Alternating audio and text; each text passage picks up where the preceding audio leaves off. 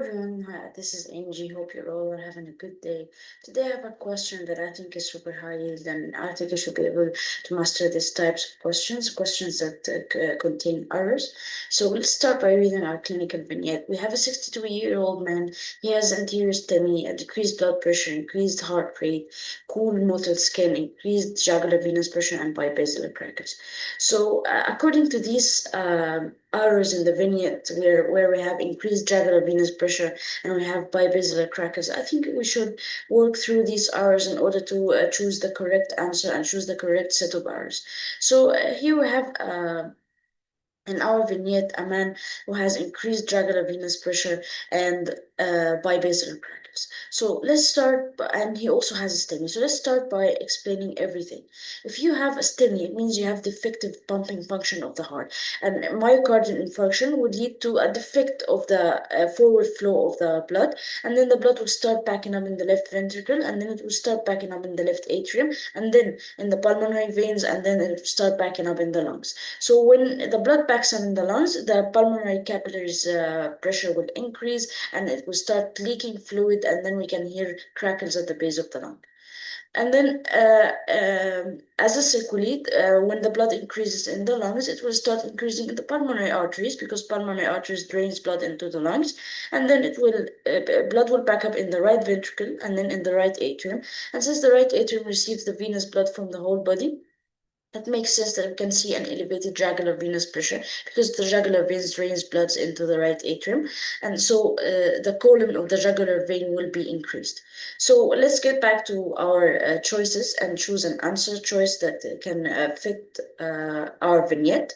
So we chose a pulmonary capillary wedge pressure that will be increased and jugular venous pressure that will be increased. These are all here, so our answer choice will be C.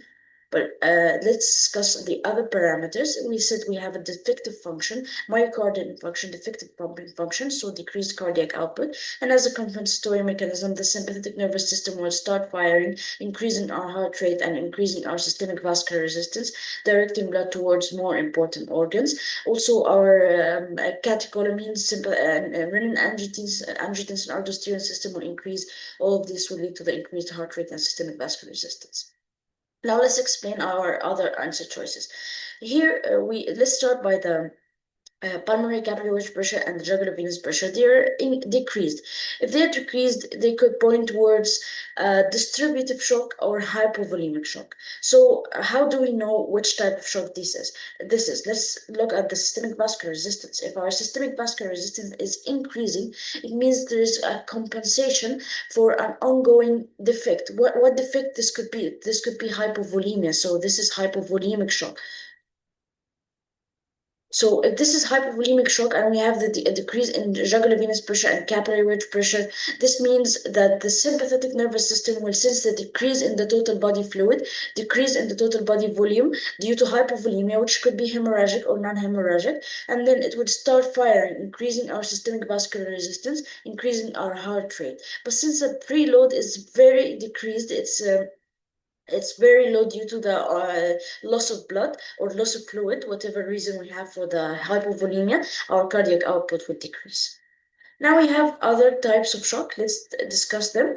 If we have decreased capillary wedge pressure and jugular venous pressure, this could be hypovolemia or distributive shock. So let's look at the systemic vascular resistance. Systemic vascular resistance is decreased. So now we know this is distributive shock, either due to vasodilation or a defect in vasoconstriction.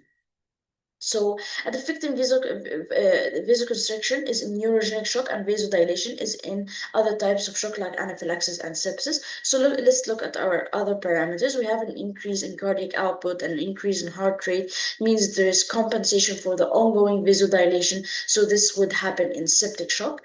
Early in septic shock, the cardiac output will increase, but then it will decrease due to the tremendous vasodilation. So the heart is unable to compensate for this failure of distribution of the blood. The blood isn't intravascular anymore, and this decrease in preload will decrease the jugular venous pressure and the capillary wedge pressure.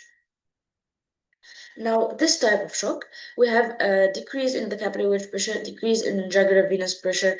So let's look at systemic vascular resistance. It's decreased. So this is vasodilation or failure to vasoconstrict. Since all other parameters are decreased, now we know this is neurogenic shock, and this is failure of vasoconstriction due to brain injury or brainstem injury. This would lead to a defect in the sympathetic nervous system. And since the sympathetic system is the main driver of the heart rate and the cardiac output, it can't fire anymore. It can't increase heart rate, can't increase cardiac output to compensate, and will have decreased preload and tremendous vasodilation, decreasing the preload going into the heart, decreasing the jugular venous pressure and the capillary wedge pressure. Now let's look at this one.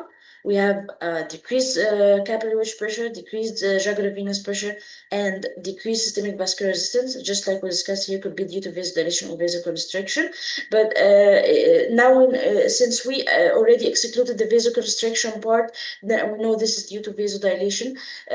We have a decrease in cardiac output and increase in heart rate. There's compensation, but a decrease in cardiac output from the beginning. This could mean this is anaphylaxis, anaphylactic shock.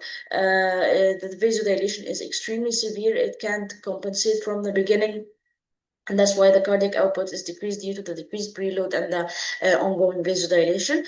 But the sympathetic nervous system will fire and increase the heart rate in order to compensate for this decrease in preload. And just like any other type of shock, the cardiac pulmonary capillary wedge pressure and the jugular venous pressure will decrease due to the decreased preload, due to the vasodilation ongoing, and these are all the parameters that I wanted to discuss for today.